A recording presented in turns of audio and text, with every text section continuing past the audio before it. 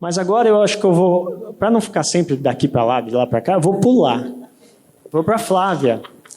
Na linha ainda de experiências práticas, mas eu já tenho algo para você, Helena. Calma que é algo que a gente conversou. Então eu vou para a Flávia perguntar algo que ela já contou a sua história no Awaken Talks, quando o evento era apenas a história da pessoa. E foi uma experiência de vida ou de morte, de quase morte.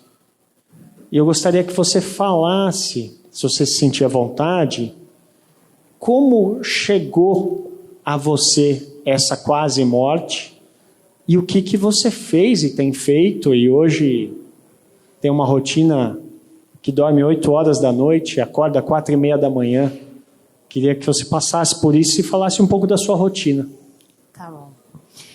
Eu fui picada por Zika em 2017 e comecei a ter alguns sintomas que são muito parecidos com Covid, inclusive, até ser internada numa madrugada. E eu cheguei no hospital totalmente paralisada, só mexi os olhos. Quando eu cheguei no hospital, as pessoas não sabiam o que estava acontecendo comigo, uma madrugada, numa emergência, podia ser um AVC, alguma coisa. Então, eu fui internada rapidamente. Vocês não me conhecem muito, mas eu sou uma comédia, mesmo nessa situação que eu estava. Vocês não têm noção. Eu não sei como eu consegui chegar no hospital de colar e anel. Até hoje eu fico pensando como que eu fiz isso. Então, no hospital, aquela correria e etc. E eu estava numa maca e a enfermeira chegou para perguntar o que eu não estava entendendo nada, na verdade. Você fica muito... O sistema cognitivo fica muito avariado. E até então ninguém sabia o que estava acontecendo. E aí chegou um neurologista e falou, olha, eu acho que ela desenvolveu o Guillain-Barré, que é uma doença autoimune, raríssima, que você perde todos os movimentos e às vezes você volta, às vezes você não volta. Muitos casos as pessoas ficam debilitadas para o resto da vida. E a gente só ficou sabendo disso 2 horas depois, quando eu fui internada, e eu fiquei muitos meses no hospital, nessa situação. E o interessante nessa internação era que eu não tinha consciência de que eu não tinha consciência. Eu amo tanto viver que eu estava totalmente viva. Eu é que não sabia, que as pessoas não sabiam que eu estava viva. Mas eu estava viva, inteira. E eu tinha certeza que eu estava raciocinando e sabendo tudo o que estava acontecendo. Mas foi muito interessante que nesse movimento eu percebi que o meu maior problema era o controle. Eu gostava tanto de viver que eu queria controlar aquele momento. Mas não porque era bom, porque eu precisava de ter controle sobre a vida. Até para amar a vida, eu queria ter controle sobre ela. E internada, eu tive a maior oportunidade da minha vida. Eu não falava, eu não lia, eu não escrevia, eu não andava.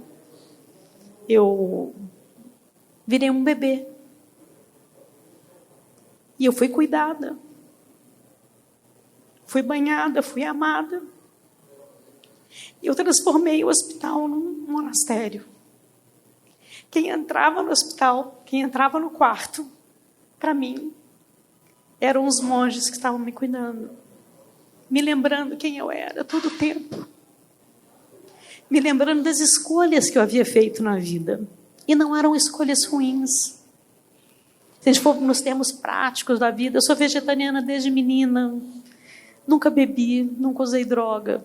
Sempre fui saudável, fui atleta, professora de yoga a vida toda.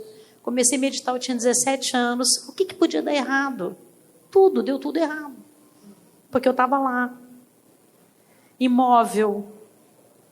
E a perspectiva é que eu saísse de lá era uma situação muito delicada.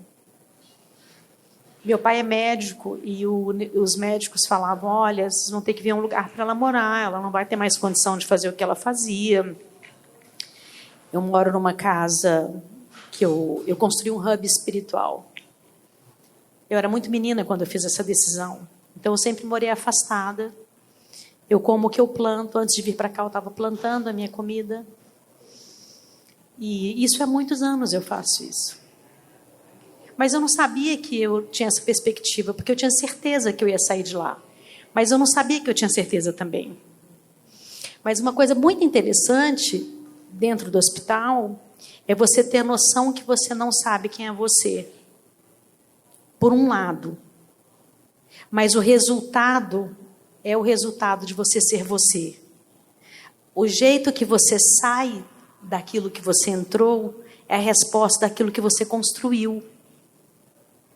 Não acho que é mérito, eu acho que é uma construção cotidiana de um desejo de como você quer viver a vida. E tinham dilemas no hospital, né? Porque eu era vegetariana, mais vegana do que vegetariana, a comida de hospital ela é código de barras, não existe comida natural no hospital. Eu me alimento de Ayurveda há muitos anos, porque me formei em medicina Ayurveda. Eram muitos medicamentos, muitas coisas, né? A dor era uma dor dilacerante. Eu nunca senti tanta dor em toda a minha vida. Eu sou muito resistente. Mas era uma dor que eu não consigo descrever a dor. Era uma coisa... Eu só dormia quando os meus pais me abraçavam. E eles são de Belo Horizonte. Eles só vieram para São Paulo quando eu saí do perigo, porque eles são mais velhos também. Meu pai tem 87, minha mãe tem 80. E eles só vieram depois que eu saí do perigo absoluto. Então, eu só dormia quando eles me abraçavam. E a gente tem um químico, né, que faz isso, a ocitocina, que a gente libera quando a gente está num abraço longo.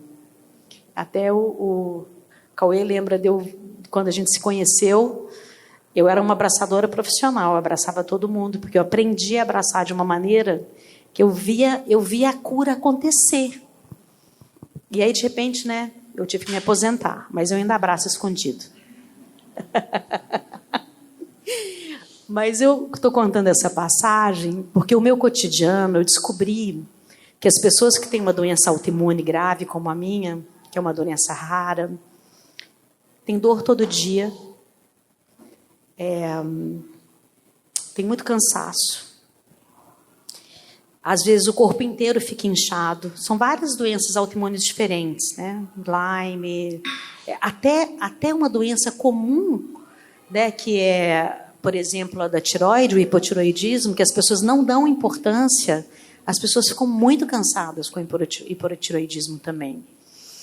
Então, eu resolvi apresentar para as pessoas que têm doença autoimune qual é o protocolo que eu uso para viver da forma que eu vivo. Que, segundo os médicos, é uma forma muito rara. Eu não sinto dor, eu produzo, eu vivo bem, muito bem. E eu comecei a ensinar esses protocolos. Uma das coisas mais importantes do protocolo é o jejum, né, que eu fazia, inclusive, dentro do hospital, que é feito na Ayurveda. Eu não vou defender nenhum tipo de jejum. Né? Eu, por exemplo, a cada 3 meses faço um jejum de 21 dias sem nenhum alimento. Durante a semana eu faço outros tipos diferentes. Eu sou realmente como só a comida viva, vegetariana ou vegana, mas a comida viva. Eu planto a maior parte do que eu como. E a minha horta, ela é do tamanho desse sofá. Você não precisa ter uma horta gigante para você se alimentar. Essa é uma ilusão. Eu faço exercício físico todo dia. Eu tomo muita água. Eu faço muito silêncio. Eu durmo muito bem. E eu acho que uma das coisas primordiais é saber aproveitar a tecnologia. Eu sei que isso vai ser um choque para vocês. Mas por que aproveitar a tecnologia? O biohacking, ele vem crescendo muito. Eu comecei a estudar o biohacking muito antes desse acontecido, né? Mas com o biohacking, você consegue utilizar e aumentar a inteligência biológica do seu corpo. E se você não tem a inteligência biológica, você não sabe o que procurar. Então você vai abrir as redes e você vai para a rede social. Agora, se você souber o que você está buscando, você vai encontrar na tecnologia aquilo que você precisa também. Eu monitoro o meu corpo mais do que o hospital. Eu tenho tudo na minha casa. Eu sei tudo o que está acontecendo. Se está acontecendo com colesterol, com qualquer coisa, qualquer índice do meu corpo, eu monitoro. E por que eu monitoro? Não que eu quero substituir o meu médico, mas quanto mais eu me conheço, mais eu sei qual é o sintoma, mais eu sei o que eu tenho que fazer, qual comida eu tenho que comer, o que eu tenho que aumentar e o que eu tenho que diminuir. E é claro que a meditação é a base, e sempre foi a base da minha vida desde sempre, porque a meditação ela traz essa reconexão. Então, acho que a questão do hábito, acho que tem 3 coisas importantes que a gente tem que guardar. Intenção, constância e autoconsciência. Terceirizar a vida é você ir ao médico e pedir para ele te dar um remédio. Tomar conta da vida é você ir ao médico e contar para ele o que você está fazendo e que você não está conseguindo e o que você precisa dele. Porque quando você terceiriza a vida, você não terceiriza só o tratamento médico. Você terceiriza o amor, terceiriza o trabalho, terceiriza o autocuidado, terceiriza a limpeza da sua casa, terceiriza o cozinhar. Quem vai cozinhar para você se não sabe o que você está sentindo? Eu, quando cozinho para alguém, eu pergunto o que ela está sentindo. Eu não pergunto o que ela quer comer. Porque o que eu posso dar para ela é o que ela está sentindo. Se ela falar, eu estou um pouco triste, eu sei quais são os sabores que eu vou colocar naquele prato. Mas se eu perguntar para ela, ela vai falar para mim que ela quer um chocolate. E essa consciência do que a gente precisa é o que a gente sente, e não o que a gente quer. O que a gente quer geralmente está à margem daquilo que a gente é. E viver à margem é abrir mão da vida. Então, não terceirizar nada da sua vida. Não é não empregar pessoas, não é isso. É não terceirizar a responsabilidade da sua vida. É pedir ajuda sem entregar a sua vida na mão do outro. Porque senão você eternamente vai estar buscando alguma coisa e não vai encontrar.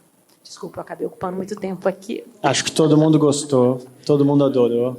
Está super bem-vindo e super profundo. A gente já chegou num momento que eu acho que vale mais 1 minuto de respiração. O que vocês acham? Para absorver um pouquinho.